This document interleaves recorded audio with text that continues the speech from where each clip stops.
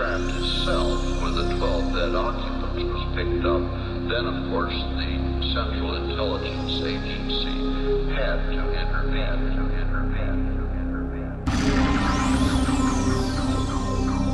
The appearance of the CIA on the scene is prima facie evidence that the UFOs are real. Let me repeat, the CIA would never have taken over had there not been real UFOs from another world. How foreign can you get?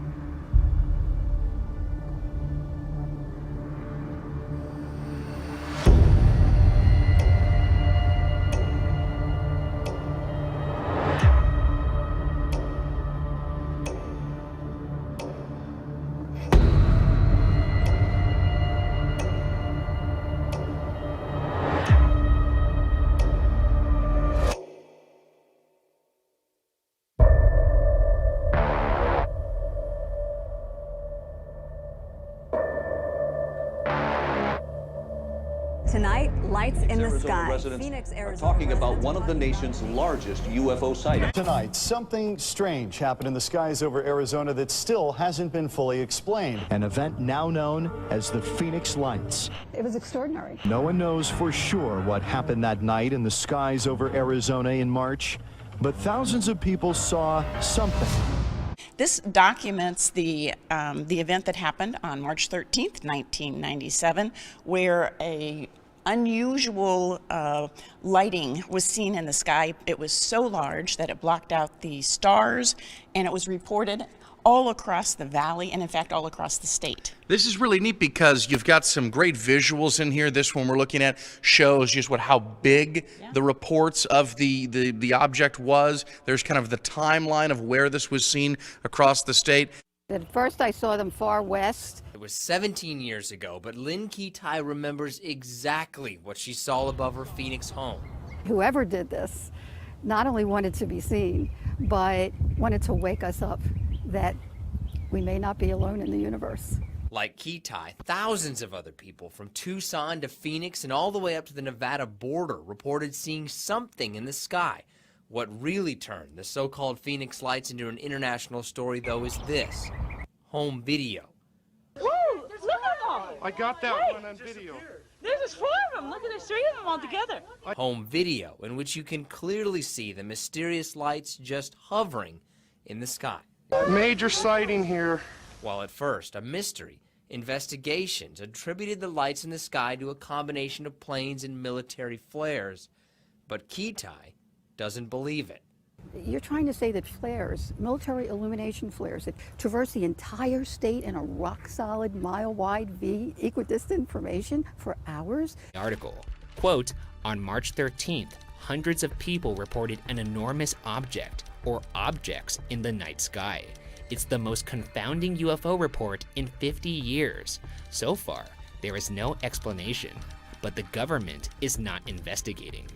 Local and federal agencies disagree over who should purse the report. So we're going into Phoenix, and I think it was Sky Harbor, and there's these bank of lights, 6 lights, in the shape of a triangle going back, right over the airport.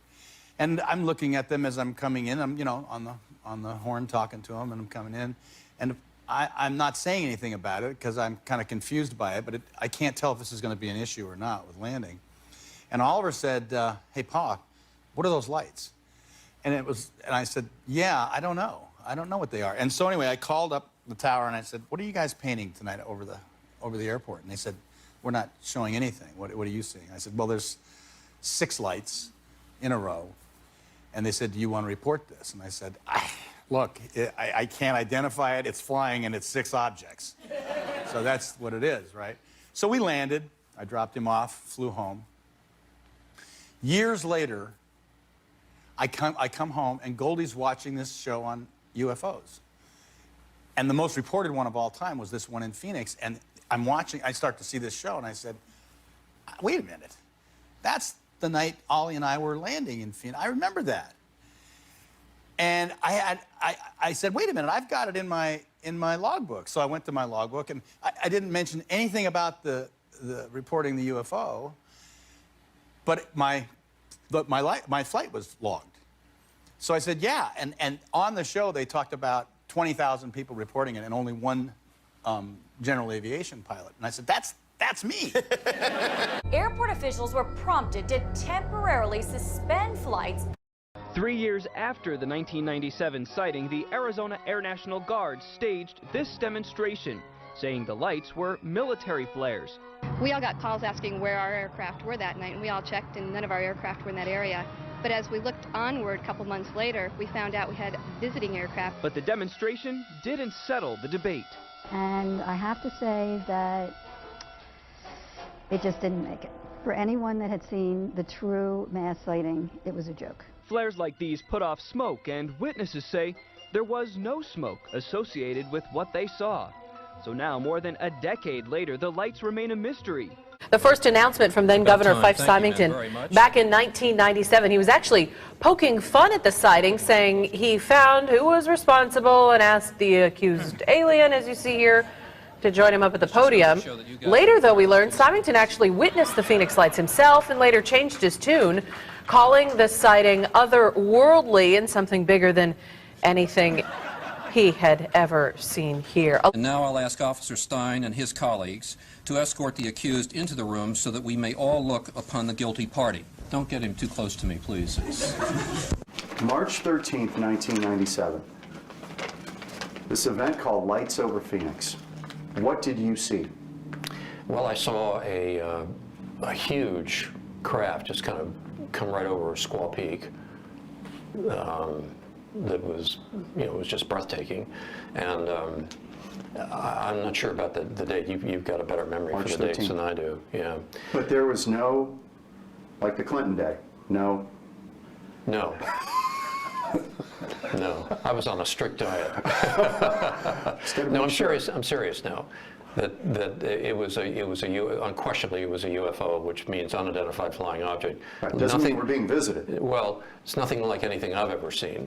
And you're an Air Force guy. Yeah, yeah, and a pilot. Got a lot of hours flying, so it was pretty breathtaking.